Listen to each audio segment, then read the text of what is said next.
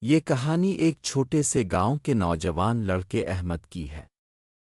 احمد ایک محنتی اور ایماندار لڑکا تھا، مگر اس کی زندگی میں ایک اہم کمی تھی: اچھے اخلاق۔ وہ اکثر دوسروں کو نیچا دکھانے کی کوشش کرتا اور ان کے جذبات کا خیال نہیں رکھتا تھا۔ گاؤں کا ماحول خوشگوار تھا، جہاں لوگ آپس میں محبت اور احترام سے پیش آتے تھے۔ لیکن احمد کو کبھی یہ سمجھ نہیں آیا کہ اچھے اخلاق کیوں ضروری ہے۔ وہ بس اپنی کامیابی میں مگن رہتا تھا۔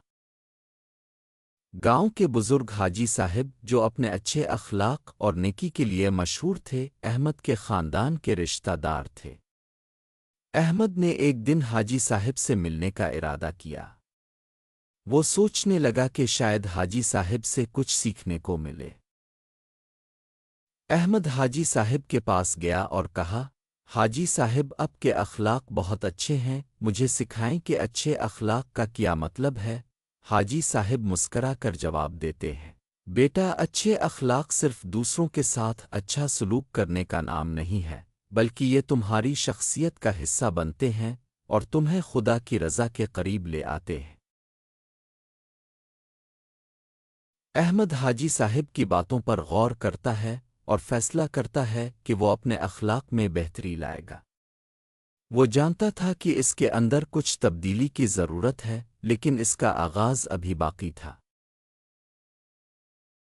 اگلے دن احمد نے اپنے دوستوں اور گاؤں کے بزرگوں کے ساتھ بات چیت میں نرمی اور محبت کا مظاہرہ کرنا شروع کیا۔ اس نے چھوٹی چھوٹی باتوں میں دوسروں کے جذبات کا خیال رکھنا شروع کیا۔ احمد کے ایک دوست اسامہ نے کہا، احمد، تم میں بڑی تبدیلی آئی ہے، تم پہلے جیسے نہیں رہے۔ تمہارے اخلاق بہت بہتر ہو گئے ہیں۔ احمد نے مسکرا کر جواب دیا، شکریہ اسامہ، یہ سب حاجی صاحب کی تعلیمات کا نتیجہ ہے۔ ایک سرد رات احمد گلی سے گزر رہا تھا جب اس نے ایک بوڑھی عورت کو دیکھا جو سامان اٹھائے کھڑی تھی۔ احمد فوراً اس کی مدد کرنے کے لیے آگے بڑھا اور اس کا سامان اٹھایا۔ وہ عورت شکریہ ادا کرتے ہوئے احمد کو دعا دیتی ہے۔ احمد کے دل میں ایک عجیب سکون تھا۔